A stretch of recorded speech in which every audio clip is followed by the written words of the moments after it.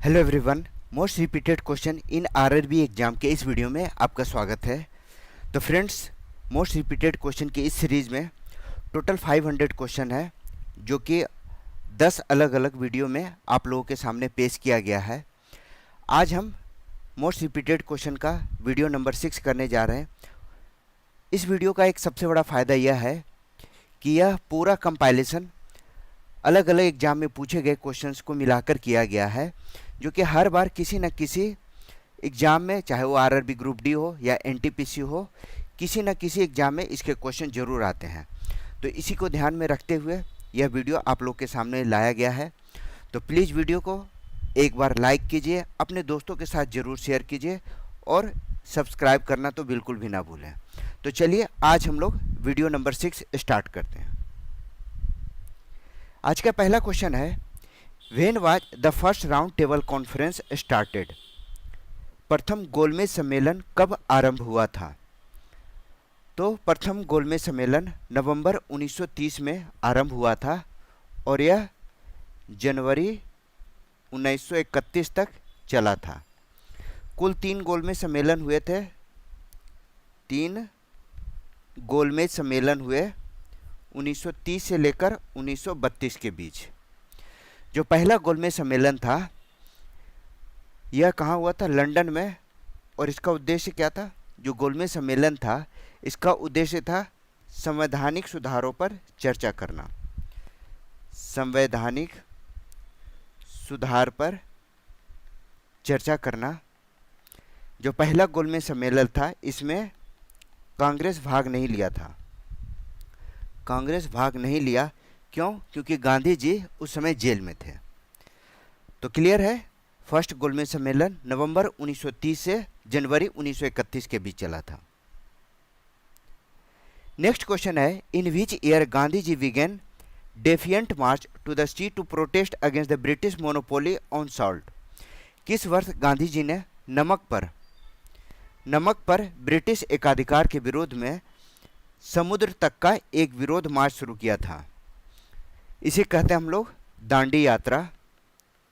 दांडी यात्रा, जिसमें गांधी जी ने 12 मार्च 1930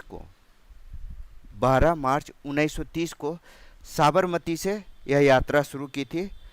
साबरमती से दांडी के बीच, जिसका उद्देश्य क्या था? नमक कानून को तोड़ना।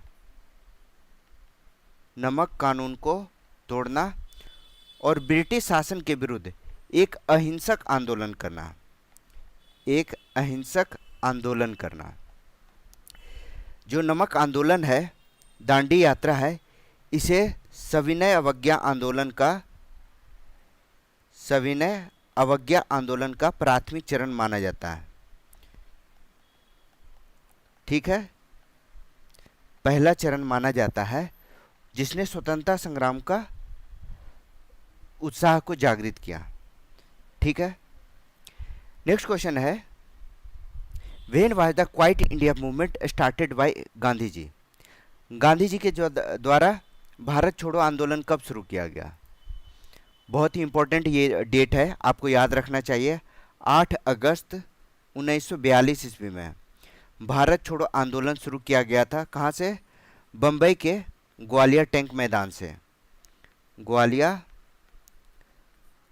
टैंक मैदान से। और यहीं पर इन्होंने अपना प्रसिद्ध नारा दिया था, करो या मरो। करो या मरो का नारा दिया था। इस आंदोलन का काफ़ी व्यापक जनविद्रोह हुआ। इस आंदोलन का काफ़ी व्यापक इम्पैक्ट पड़ा ब्रिटिश शासन के विरुद्ध। तो याद रखिएगा, 8 अगस्त 1942। Which was the first act passed by the British government to control and regulate the affairs of the East India company? British सरकार के द्वारा ईस्ट इंडिया कंपनी के कार्यों को नियंत्रित और विनियमित करने के लिए ब्रिटिश सरकार के द्वारा पहला अधिनियम कौन सा था?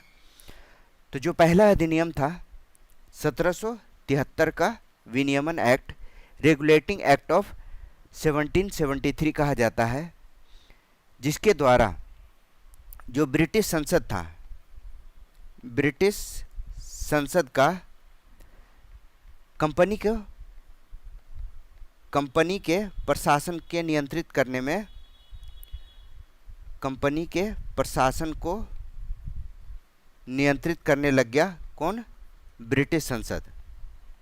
ठीक है, इसी जो 1773 का रेगुलेटिंग एक्ट है, इसके तहत बंगाल में गवर्नर जनरल की नियुक्ति की गई, गवर्नर जनरल की नियुक्ति की गई और सुप्रीम कोर्ट की स्थापना की गई, सुप्रीम कोर्ट की स्थापना की गई।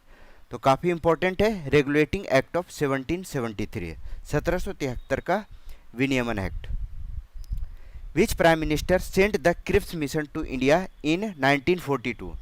1942 में क्रिप्स मिशन को भारत भेजने वाले प्रधानमंत्री कौन थे? यानी जो क्रिप्स मिशन भारत आया था उस समय ब्रिटेन का प्रधानमंत्री कौन था? तो क्रिप्स मिशन आया कब था? याद रखिएगा, कई बार पूछा गया। मार्च 1942 में क्रिप्स मिशन भारत आया था।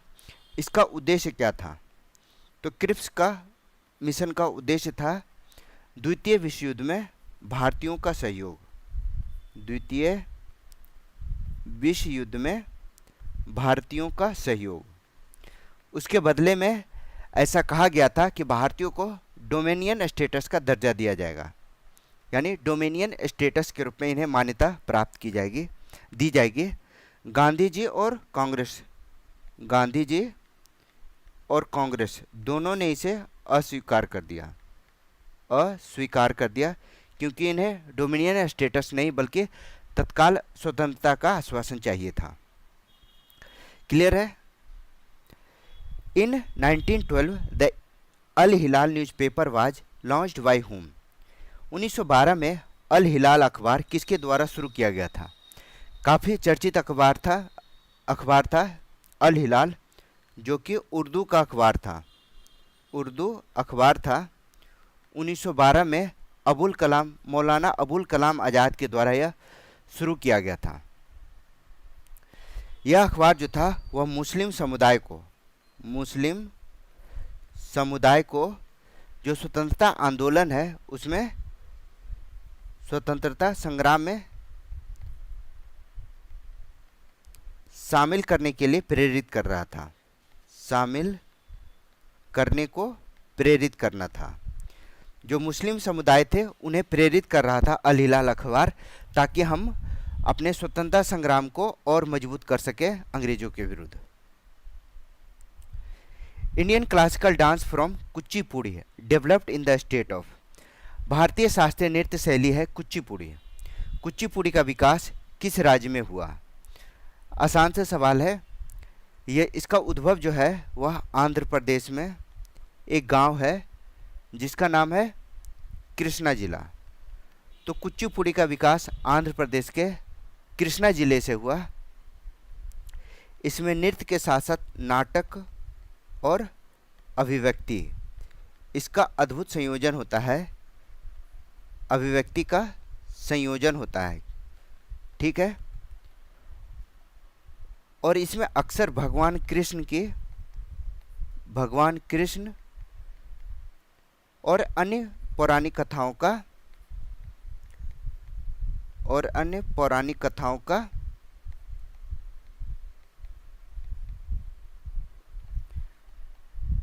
प्रस्तुति किया जाता है। क्लियर है? नेक्स्ट क्वेश्चन है, Lavani is the most famous folk dance style of Maharashtra. Lavani के बारे में लगभग सबको पता होगा। यह महाराष्ट्र का, लावनी जो है महाराष्ट्र का प्रसिद्ध लोक नृत्य है। इसकी जो ताल होती है वह काफ़ी तेज होती है, मतलब नॉर्मल नृत्य से थोड़ी तेज होती है। तेज ताल यह नृत्य है जिसमें यह ढोलक की धुन पर किया जाता है। ढोलक की धुन थोड़ी तेज होती है, तो ढोलक की धुन पर यह किया जाता है। यह मुख्य रूप से महाराष्ट्र और उसके आसपास के ज़िले में लोकप्रिय है। अगला सवाल है, dash is an exclusive martial dance form of Manipur that includes unique display of skill, creativity and agility, in which of the performers enact a mock fight sequence. Dash Manipur की एक विशिष्ट मार्शल नृत्य शैली है जिसमें कौशल, रचनात्मकता और फुर्ती का अनोखा प्रदर्शन होता है तथा कलाकार एक नकली युद्ध अनुक्रम प्रस्तुत करते हैं। काफ़ी महत्वपूर्ण है यह, कई बार एग्जाम में पूछा गया है। इस नृत्य का नाम है थांगटा। थांगटा मीन्स क्या होता है? थांग मीन्स होता है तलवार और टा मीन्स है भाला। तो यह जो नृत्य है उसमें युद्ध कला, जो यह नृत्य है उसमें युद्ध कला का प्रदर्शन किया जाता है और इसमें युद्ध जैसे कपड़े भी पहने जाते हैं, युद्ध वाले परिधान भी पहने जाते हैं। एक तरह से कहें तो इसमें युद्ध का अभिनय किया जाता है, प्रस्तुति किया जाता है। तो थांगटा मणिपुर से संबंधित है, इसको जरूर ध्यान में रखिएगा। The Thrissur Pooram festival of Kerala is held annually at the Vadakkunnathan temple in Thrissur town. सारे इन्फॉर्मेशन क्वेश्चन में ही दिया हुआ है। केरल का त्रिशूर पूरम जो कि त्रिशूर पूरम उत्सव है जो कि त्रिशूर नगर के वडक्कुनाथन मंदिर में प्रतिवर्ष आयोजित होता है। क्लियर है, यह प्रतिवर्ष आयोजित होता है। तो यह कई बार एग्जाम में पूछा गया है। यह अप्रैल और मई में आयोजित होता है। इसमें हाथियों की शोभा यात्रा, हाथियों को सजा धजा कर हाथियों की शोभा यात्रा निकाली जाती है। ठीक है, इसे केरल का सबसे भव्य उत्सव भी कहा जाता है। केरल का सबसे भव्य उत्सव माना जाता है। अगला सवाल है, the tribal people of which Indian state celebrate Sarhul festival where a sal tree is worship for health and prosperity. किस भारतीय राज्य के जनजातीय लोग सरहुल पर्व मनाते हैं जिसमें स्वास्थ्य और समृद्धि के लिए साल वृक्ष की पूजा की जाती है? तो सरहुल मुख्य रूप से झारखंड में ज़्यादा लोकप्रिय है, जो कि वसंत ऋतु में मनाया जाने वाला त्यौहार है। वसंत ऋतु में मनाया जाता है जिसमें साल वृक्ष की पूजा की जाती है। यह मुख्य रूप से ओरांव, मुंडा और हो जनजातियों के बड़े हो जनजाति जो है वह इन्हें बड़े उत्साह के साथ मनाते हैं। याद रखिए, ओरांव, मुंडा और हो जनजातियां इसे मुख्य रूप से मनाती है। अगला सवाल है, the Nabakalebara festival is observe at the Jagannath temple Odisha. In this festival new idols are made from neem logs and are replaced during the Adhik Masa. नवाक कलेबरा उत्सव उड़ीसा के जगन्नाथ मंदिर में मनाया जाता है। इस उत्सव में नीम की लकड़ी से नई मूर्तियां बनाई जाती है और उन्हें अधिक मास के दौरान प्रतिस्थापित किया जाता है। अधिक मास इसका आंसर है। इसे किस दिन प्रतिस्थापित किया जाता है? तो यह अधिक मास। अब नव कलाबेरा उत्सव क्या है? तो नव कलाबेरा का अर्थ है नवा कला कलेबरा। इसका अर्थ क्या होता है? इसका अर्थ है नई देह, नई देह। काफ़ी इम्पोर्टेंट क्वेश्चन है जो कि जगन्नाथ उत्सव से संबंधित है। इस अवसर पर जो नव कलेबरा उत्सव है, इसके अवसर पर जगन्नाथ, बलभद्र और सुभद्रा की नई मूर्ति बनाई जाती है।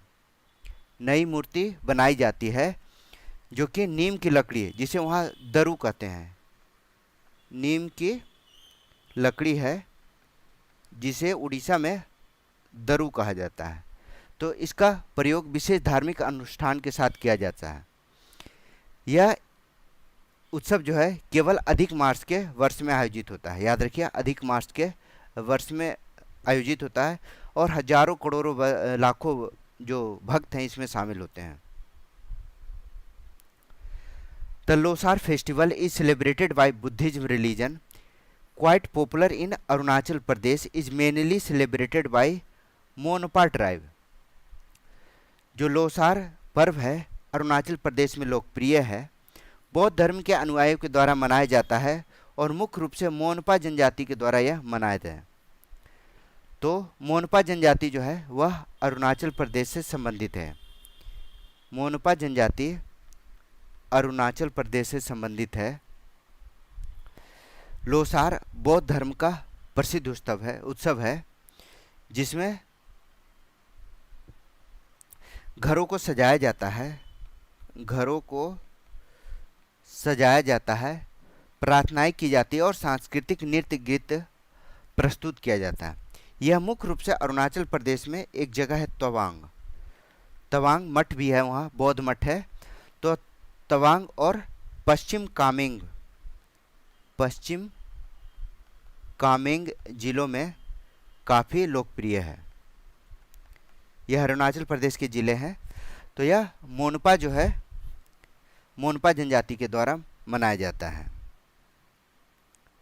Most popularly celebrated in Maharashtra and Gujarat, the Parsi new year is known as Navroz and marks the beginning of the Iranian calendar. Maharashtra और गुजरात में सबसे अधिक मनाए जाने वाला पारसी नववर्ष का उत्सव है नवरोज। यह ईरानी पंचांग की शुरुआत को दर्शाता है। तो नवरोज उत्सव के बारे में पहले ही क्वेश्चन में बताया गया है कि यह ईरानी कैलेंडर के अनुसार नया वर्ष है। ईरानी कैलेंडर में यह नया वर्ष है जो कि महाराष्ट्र और गुजरात में मुख्य रूप से मनाया जाता है। इसमें अग्नि मंदिर में प्रार्थनाएं की जाती है। अग्नि मंदिर जो कि ईरानियों का पूजा स्थल कहलाता है, तो अग्नि मंदिर में पूजा करते हैं। क्लियर है?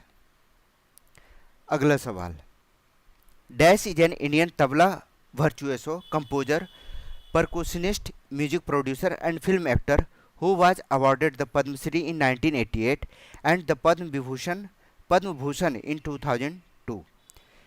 निम्नलिखित में से डैश एक भारतीय तबला वादक, संगीतकार, ताल वादक, संगीत निर्माता और फिल्म अभिनेता हैं जिन्हें 1988 में पद्मश्री और 2002 में पद्म भूषण से सम्मानित किया गया है। यह किनके बारे में कहा गया है? तो यह उस्ताद जाकिर हुसैन के बारे में कहा गया है। प्रसिद्ध तबला वादक हैं जाकिर हुसैन, प्रसिद्ध तबला वादक हैं। इन्हें भारतीय संगीत के साथ साथ फ्यूजन संगीत में भी यह काफ़ी लोकप्रिय हैं, यानी फ्यूजन संगीत में भी इनका काफ़ी योगदान रहा है। ठीक है। अगला सवाल, Teejan Bai is an exponent of Pandavani, a traditional performing art form from Chhattisgarh in which she enact tales from the Mahabharata with musical accompaniments. Teejan Bai जो कि पंडवानी की प्रसिद्ध कलाकार हैं, छत्तीसगढ़ की पारंपरिक यह प्रस्तुति कला है जिसमें महाभारत की कथाओं को संगीत के रूप में प्रस्तुत करती हैं। ठीक है। तो जो पंडवानी नृत्य है, क्वेश्चन में भी दिया गया है, यह छत्तीसगढ़ का काफ़ी प्रसिद्ध नृत्य है जिसमें महाभारत की कथाओं को गाकर अभिनय करके प्रस्तुति किया जाता है। तीजन बाई अपने दमदार आवाज़ के साथ साथ अपने अभिनय शैली के लिए जानी जाती हैं। वारती कई बार पूछा गया है। Warli folk painting is from which state of India. तो यह जो वारती लोक चित्रकला है वह महाराष्ट्र से संबंधित है। यह महाराष्ट्र की पारंपरिक जनजातीय चित्रकला है। महाराष्ट्र की पारंपरिक जनजातीय चित्रकला है। जनजातीय चित्रकला है। इसके जो चित्र होते हैं इसमें प्रकृति,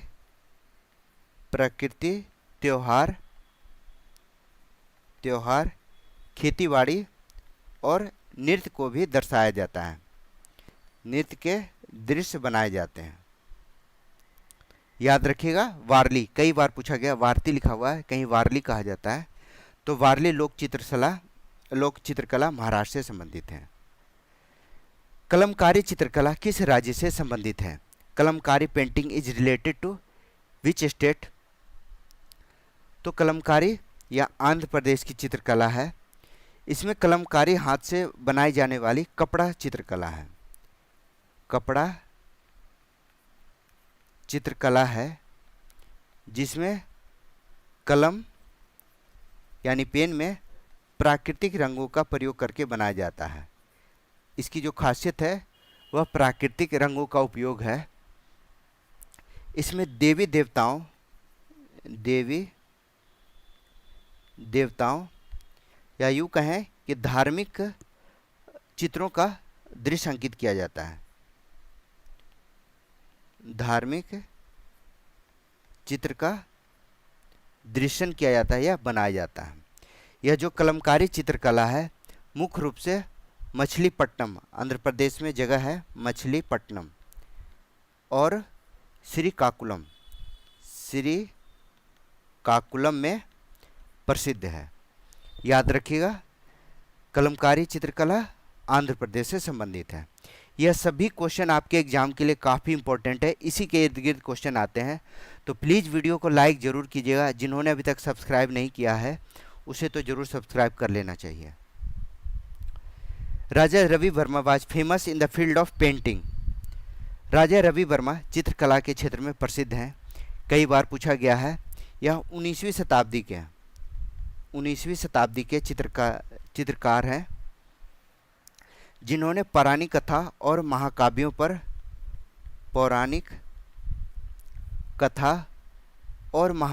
की पश्चिमी शैली की पेंटिंग बनाई है। इनके जो चित्र हैं वह आधुनिक युग के प्रतीक माने जाते हैं। आधुनिक युग के प्रतीक माने जाते हैं। काफ़ी प्रसिद्ध है राजा रवि वर्मा, कई बार एग्जाम में आ चुका है। रेलवे के अलावा और भी अदर्स एग्जाम में इस तरह के क्वेश्चन आते हैं, तो इसको ध्यान में रखिएगा। How many languages have the status of classical language in India? Bharat में कितनी भाषाओं को शास्त्रीय भाषा का दर्जा दिया गया है? तो भारत में जो पहली शास्त्रीय भाषा है वह है तमिल। तमिल पहली शास्त्रीय भाषा है। अभी वर्तमान में कुल छह भाषाएं हैं जो कि जिसे शास्त्रीय भाषा का दर्जा मिला है। कौन कौन से हैं? तमिल, संस्कृत, तेलुगु, मलयालम और अभी हाल में ओडिया को मिला है। क्लियर है? तो यह 6 भाषाओं को शास्त्रीय क्लासिकल लैंग्वेज का दर्जा मिला है। Which of the following Indian languages is not categorized as a classical language by the Ministry of Culture, Government of India? निम्नलिखित में से कौन सी भारतीय भाषा भारत सरकार के संस्कृति मंत्रालय के द्वारा शास्त्रीय भाषा के रूप में वर्गीकृत नहीं किया गया है? अभी हम लोगों ने पढ़ा, जिसमें तेलुगु, संस्कृत, तमिल यह सभी शास्त्रीय भाषा के रूप में माने गए हैं।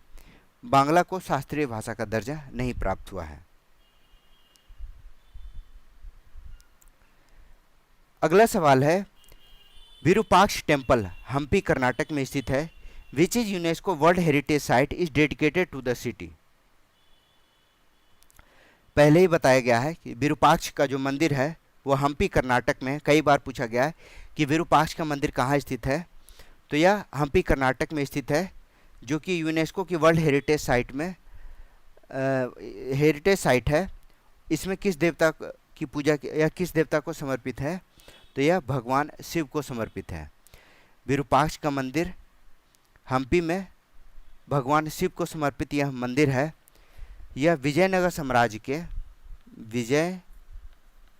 जो साम्राज्य था, यह विजयनगर साम्राज्य के काल का प्रमुख धार्मिक केंद्र था जहां भगवान शिव की पूजा की जाती थी। साथ ही साथ जो विरूपाक्ष मंदिर है वह वास्तुकला और नक्काशी जो है, इसकी वास्तुकला और नक्काशी द्रविड़ शैली के उत्कृष्टता को प्रदर्शित करता है। यह द्रविड़ शैली के उत्कृष्ट बनावट का उदाहरण है। क्लियर है? Veerabhadra temple famous for Andhra Pradesh style of wall painting is located in. Andhra Pradesh की भित्ति चित्रकला के लिए प्रसिद्ध वीरभद्र मंदिर कहाँ स्थित है? तो यह लेपाक्षी में स्थित है। वीरभद्र मंदिर आंध्र प्रदेश की भित्ति चित्रकला के लिए प्रसिद्ध है। लेपाक्षी जो है वह आंध्र प्रदेश के अनंतपुर जिले में है। अनंतपुर आंध्र प्रदेश में यह स्थित है। यह मंदिर जो है अपने सुंदर भित्ति चित्र और लटकता हुआ स्तंभ, इसकी खासियत है लटकता हुआ स्तंभ, जिसे हैंगिंग पिलर के रूप में जाना जाता है। यह उसके लिए काफ़ी प्रसिद्ध है। यह भगवान वीरभद्र को समर्पित है, यानी भगवान शिव को समर्पित है। वीरभद्र शिव को समर्पित है। Where is the famous temple of Angkor Wat located? आसान सा सवाल है। अंकोर का प्रसिद्ध मंदिर कहाँ स्थित है? तो अंकोर वाट दुनिया का सबसे बड़ा धार्मिक स्मारक है। यह कंबोडिया में स्थित है। इसे 12वीं शताब्दी में, अंकोर वाट का हिंदू मंदिर है, इसे 12वीं शताब्दी में खमेर के राजा सूर्यवर्मन ने बनवाया था। सूर्यवर्मन द्वितीय ने बनवाया था। काफ़ी अच्छा क्वेश्चन है, कई बार पूछा गया है। यह मुख्य रूप से विष्णु को समर्पित है, लेकिन अभी यह बौद्ध स्थल बन गया है। बौद्ध स्थल माना जाता है। तो याद रखिएगा, अंकोर वाट का प्रसिद्ध मंदिर कंबोडिया में स्थित है। Which group of monument consist of the Vitthala temple? अच्छा, which group of monument consist of Vitthala temple? Option A है Khajuraho group of monuments. Group of monuments at Mahabalipuram, ठीक है। Group of monuments at Pattadakal, and fourth option है group of monuments at Hampi. किस जो विट्ठल मंदिर है वह किस स्मारक समूह में शामिल है? ऑप्शन ए है खजुराहो के स्मारक में, महाबलीपुरम के स्मारक में, पट्टाडक्कल के स्मारकों में, या हम्पी के स्मारकों में। तो यह विट्ठल स्वामी का मंदिर कहा जाता है, ठीक है। यह हम्पी के धरोहर में इसे शामिल किया गया है। यह विश्व धरोहर का भी हिस्सा है। यह पत्थर के रथ का बना हुआ है। पत्थर के रथ का बना हुआ है। इसे स्टोन चैरियट के रूप में भी जानते हैं। स्टोन चैरियट के रूप में जाना जाता है, जो कि अपने संगीत स्तंभों के लिए प्रसिद्ध है। संगीत स्तंभ के लिए प्रसिद्ध है। कहा जाता है जो हम्पी के स्मारक हैं, इसका जो डिजाइन है राजस्थान के खेतड़ी के महल से प्रेरित है। खेतड़ी के महल से प्रेरित बताया जाता है। काफ़ी इंपॉर्टेंट सवाल है। नेक्स्ट क्वेश्चन है, construction of Hawa Mahal at Jaipur was inspired by the Khetri Mahal at Jhunjhunu. यह भी खेतरी महल से ही प्रेरित बताया जाता है। जयपुर में हवा महल का निर्माण, जयपुर में हवा महल जो कि 1799 ईस्वी में बनाया गया था, किसके द्वारा? राजा जयसिंह के द्वारा। राजा जयसिंह ने इसे निर्मित किया गया था। इसकी प्रेरणा खेतड़ी के महल से भी प्रेरित कहा जाता है, जिसमें हवा के आने जाने के लिए झरोखों का प्रयोग किया गया है। झरोखे बनाए गए हैं। याद रखिएगा, राजा जयसिंह ने जयपुर का हवा महल का निर्माण कराया था। The Ajanta caves in Maharashtra feature paintings and sculptures that depict that tells. Maharashtra की अजंता गुफाओं में चित्र और मूर्तियां हैं जो डैश कथाओं को दर्शाती है। कौन सी कथा को दर्शाती है? तो सबसे पहली बात कि अजंता की जो गुफाएं हैं वह महाराष्ट्र में स्थित है। क्लियर है? महाराष्ट्र की अजंता की गुफा है और यह यूनेस्को के भी वर्ल्ड हेरिटेज साइट में है। जो जातक कथाएं हैं, जातक कथा जो कि बौद्धों का प्रसिद्ध ग्रंथ है, जातक कथा और भगवान बुद्ध के जीवन प्रसंगों का चित्रण इस अजंता गुफा में है। बुद्ध के जीवन का प्रसंग जो है यहाँ चित्रित किया गया है अजंता की गुफाओं में। तो यह 2री शताब्दी से लेकर 6ठी शताब्दी तक यह बनाया गया, जिसमें बौद्ध के बारे में बौद्ध कथाओं को दर्शाया गया है। The world heritage site Sanchi stupa was built by which Mauryan emperor? Sanchi का स्तूप किस मौर्य सम्राट के द्वारा बनवाया गया था या किस मौर्य सम्राट ने कराया था? तो यह मौर्य सम्राट अशोक। सांची का स्तूप कहाँ है? यह मध्य प्रदेश में है। मध्य प्रदेश में मौर्य सम्राट अशोक ने इसे 3री शताब्दी में बनाया था। 3री शताब्दी ईसा पूर्व में बनवाया था। यह बौद्धों का महत्वपूर्ण तीर्थ स्थल है। क्लियर है?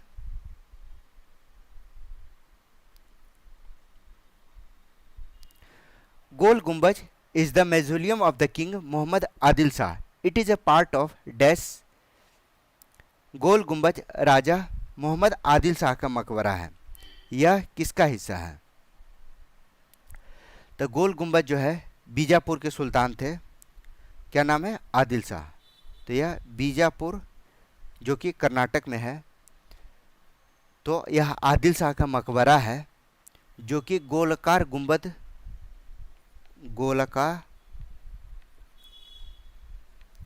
गुंबद के रूप में दुनिया की सबसे बड़ी एकल गुंबद है।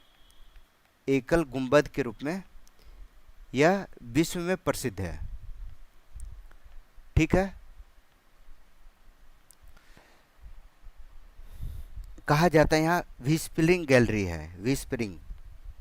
व्हिस्परिंग गैलरी है जिससे कि ध्वनि गूंजती है। इसकी जो ध्वनि गूंज है वह काफ़ी प्रसिद्ध है। क्योंकि यह गोलाकार है इसलिए यहाँ व्हिस्परिंग गैलरी बनी हुई है जिसमें कि ध्वनि गूंज सुनाई देती है। ठीक है? अगला सवाल, name the caves found in western India on the island of Gharapuri कहा गया। Gharapuri which received the UNESCO heritage site status in 1987। पश्चिम भारत में एक घारापुरी द्वीप है जो कि उन गुफाओं का, घारापुरी द्वीप पर स्थित उन गुफाओं का नाम बताइए जिसे यूनेस्को ने विश्व हेरिटेज साइट के रूप में दर्जा दिया है। आसान सा सवाल है, घुमा के पूछा गया। यह एलिफेंटा गुफाओं के बारे में कहा गया है। यह मुंबई के पास घारापुरी द्वीप पर स्थित है। ठीक है?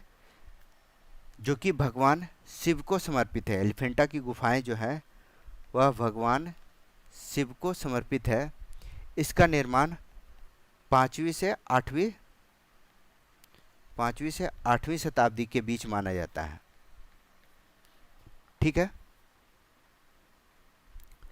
In July 2016, the capital complex of which union territory was declared at the UNESCO World Heritage Site under the inscription of architectural work of Le Corbusier? जुलाई 2016 में किस केंद्र शासित प्रदेश के कैपिटल कॉम्प्लेक्स को ले कैबुजियर के वास्तुशिल्प कार्य के अंतर्गत यूनेस्को वर्ल्ड हेरिटेज साइट में शामिल किया गया है? तो ले कैबुजियर आपको पता होगा चंडीगढ़ के वास्तुकार थे। इन्होंने चंडीगढ़ का विधानसभा भवन, सचिवालय और उच्च न्यायालय के प्रमुख वास्तुकार के रूप में जाने जाते हैं। इन्हें आधुनिक वास्तुकला का उत्कृष्ट उदाहरण माना जाता है। इन स्मारकों को आधुनिक वास्तुकला का उत्कृष्ट उदाहरण माना जाता है। और 2016 में जो चंडीगढ़ का कैपिटल कॉम्प्लेक्स है, इसे वर्ल्ड हेरिटेज साइट के रूप में घोषित किया गया है। Where is the UNESCO world heritage site Kandariya Mahadev temple located? UNESCO विश्व धरोहर स्थल है कंदरिया महादेव मंदिर, वह कहाँ स्थित है? तो यह खजुराहो में है। खजुराहो के स्मारक में स्थित है कंदरिया महादेव मंदिर, जो कि भगवान शिव को समर्पित है। इसका निर्माण 11वीं शताब्दी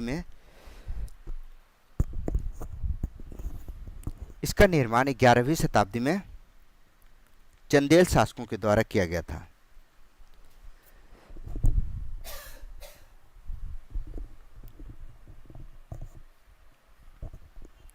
ठीक है, 11वीं शताब्दी में चंदेल शासकों ने इसका निर्माण किया था। कंदरिया महादेव मंदिर की जो नक्काशी है, इसकी नक्काशी और मूर्तिकला, इसकी नक्काशी और मूर्तिकला विश्व प्रसिद्ध है। क्लियर है? Kalbelia the UNESCO intangible cultural heritage is from which state? Kalbelia जो कि यूनेस्को के अमूर्त सांस्कृतिक विरासत में शामिल है, यह किस राज्य से संबंधित है? कालबेलिया राजस्थान की एक नृत्य है। कालबेलिया राजस्थान की प्रसिद्ध लोकनृत्य शैली है। इसमें मुख्य रूप से सांप पकड़ने वाला समुदाय, जो कालबेलिया है वह सांप पकड़ने वाला समुदाय है। सांप पकड़ने वाला समुदाय है। उस समुदाय की महिलाओं के द्वारा यह नृत्य किया जाता है, प्रस्तुत किया जाता है, जिसमें तेज लय होता है और रंगीन परिधान पहनकर इसे और भी अनोखा बनाया जाता है। तो याद रखिएगा, कालबेलिया नृत्य, जिसे अभी हाल में यूनेस्को ने अमूर्त सांस्कृतिक विरासत के रूप में शामिल किया गया है, राजस्थान से संबंधित है। अगला सवाल है, who is considered as the father of geography? भूगोल का जनक इरेटोस्थनीज को माना जाता है, जो कि प्राचीन यूनानी गणितज्ञ थे, जिन्होंने पृथ्वी के परिधि का सटीक मापन किया है। भूगोल शब्द का सबसे पहले प्रयोग इरेटोस्थनीज ने ही किया था। अगला सवाल है, India share its longest land border with Bangladesh? Bharat अपने सबसे लंबी जो स्थलीय सीमा है वह किस देश के साथ साझा करती है? तो यह बांग्लादेश के साथ साझा करती है। भारत और बांग्लादेश के बीच लगभग 4096 किलोमीटर की लंबी रेखा है, जो कि पश्चिम बंगाल, असम, मेघालय के बाद त्रिपुरा और मिजोरम से होकर गुजरती है। ठीक है। कहा जाता है कि भारत और बांग्लादेश की जो सीमाएं हैं वह दुनिया के सबसे जटिल अंतर्राष्ट्रीय सीमाओं में से एक है। नेक्स्ट है, dash is one of the highest motorable roads in the world and is a mountain pass in the Himalayan peaks that connect Sikkim and China Tibet autonomous region. Dash विश्व की सबसे ऊंची मोटरेबल सड़कों में से एक है और यह हिमालय की चोटियों में स्थित एक दर्रा है जो सिक्किम और चीन के तिब्बत स्वायत्त क्षेत्र को जोड़ता है। इस दर्रे का नाम क्या है? यह दर्रा है नाथुला दर्रा। नाथुला दर्रा है जो कि पूर्वी हिमालय में स्थित है। पूर्वी हिमालय में यह स्थित है।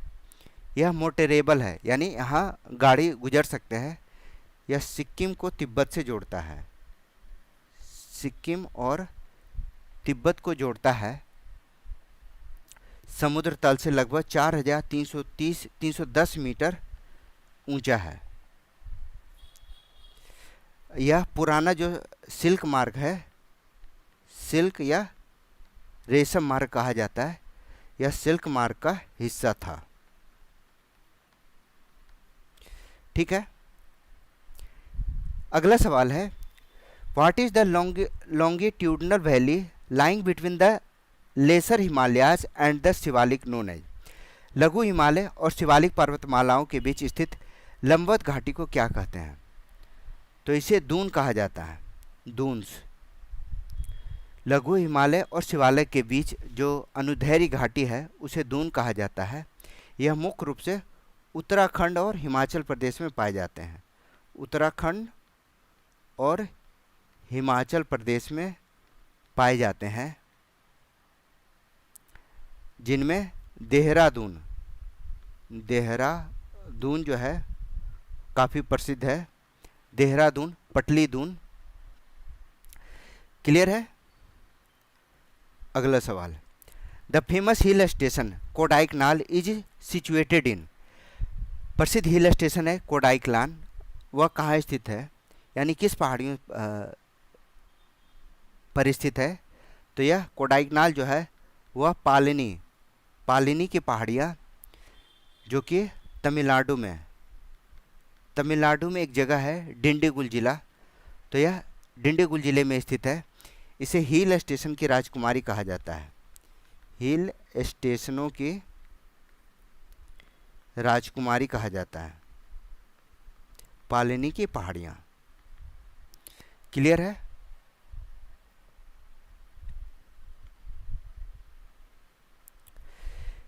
Which river is associated with the Dhuandhar falls. Dhuandhar जलप्रपात किस नदी पर स्थित है? तो सबसे पहले धुआंधर जलप्रपात है कहाँ? तो यह मध्य प्रदेश में है, मध्य प्रदेश में, और यह जलप्रपात नर्मदा नदी पर है। तो मध्य प्रदेश के जबलपुर में एक जगह है भेड़ा घाट, तो यह धुआंधर जलप्रपात भेड़ा घाट पर स्थित है। यहाँ काफ़ी तेज धार से जो पानी की जो धार है वह काफ़ी तेज रूप से आती है, जिसके कारण धुओं के जैसा फुहारे के कारण यह धुआंधर के रूप में दिखाई देता है। तो याद रखिएगा, धुआंधर जलप्रपात नर्मदा नदी पर मध्य प्रदेश में स्थित है। Which pairs of river flow westwards and drain into the Arabian sea. निम्नलिखित में से कौन सी नदी की जोड़ी पश्चिम की ओर बहती है और अरब सागर में गिरती है? तो पश्चिम की ओर बहने वाली नदियाँ जो अरब सागर में गिरती है वह है नर्मदा और ताप्ती। अधिकांश जो नदियां हैं वह पूर्व की ओर बहती है, लेकिन नर्मदा और ताप्ती यह दोनों जो है पश्चिम की ओर बहती है, पश्चिम की ओर बहती है। यह दोनों मध्य भारत से होकर अरब सागर में गिरती है। इनकी घाटियां, नर्मदा और तापी की जो घाटियां हैं वह खनिज संसाधनों के लिए जानी जाती है। नेक्स्ट क्वेश्चन है, the state of Rajasthan regained its lost greenery due to which canal. Rajasthan राज्य अपनी खोई हुई हरियाली किस नहर के कारण वापस पा ली है? तो इस नहर का नाम है इंदिरा गांधी नहर, इंदिरा गांधी कैनाल, जिसे पहले राजस्थान नहर के रूप में, इसका नाम जो था पहले राजस्थान नहर था, जो कि थार रेगिस्तान में सिंचाई और पेयजल आपूर्ति के लिए आवश्यक किया गया है। यानी यह यहाँ से गुजरती थी थार रेगिस्तान में, जिससे कि सिंचाई और पेयजल आपूर्ति की जा सकती है। यह जो नहर है वह सतलज और ब्यास नदियों से पानी लाती है, सतलज और ब्यास नदी से पानी लाती है, जो कि पश्चिमी राजस्थान के जो बंजर क्षेत्र हैं उसे हरी भरी या कृषि के लिए संभव कर पाई है। अगला सवाल है, Kolleru lake located in the southern state of Andhra Pradesh is situated at the delta of two rivers, which are the rivers. Andhra Pradesh राज्य में कोलेरू झील है जो कि दो नदियों के बीच स्थित है। यह नदियाँ कौन सी है? तो यह नदी है गोदावरी और कृष्णा। कोलेरू झील जो कि मीठे पानी की झील है, मीठे पानी की झील है, भारत की सबसे बड़ी मीठे पानी की झीलों में से एक है जो कि गोदावरी और कृष्णा नदियों के बीच स्थित है। इसे रामसर साइट के रूप में भी दर्जा प्राप्त है, रामसर साइट के रूप में मान्यता प्राप्त है। अगला सवाल है Ukai dam. Ukai dam is located in which state? Ukai बांध किस राज्य में स्थित है? काफ़ी कम लोगों को पता होगा। यह गुजरात राज्य के सिंचाई परियोजना का हिस्सा है, सिंचाई परियोजना का हिस्सा है उकनी बांध जो कि गुजरात में स्थित है। ऑब्वियस है यह कृषि भूमि के सिंचाई और जल आपूर्ति के लिए बनाया गया है और इससे जल संरक्षण और बाढ़ का नियंत्रण भी हो जाता है। तो याद रखिएगा उकनी बांध गुजरात में स्थित है। Across which river is the Idukki dam built? Idukki बांध किस नदी पर बना हुआ है? काफ़ी बढ़िया क्वेश्चन है। पेरियार नदी पर इडुक्की बांध बना हुआ है।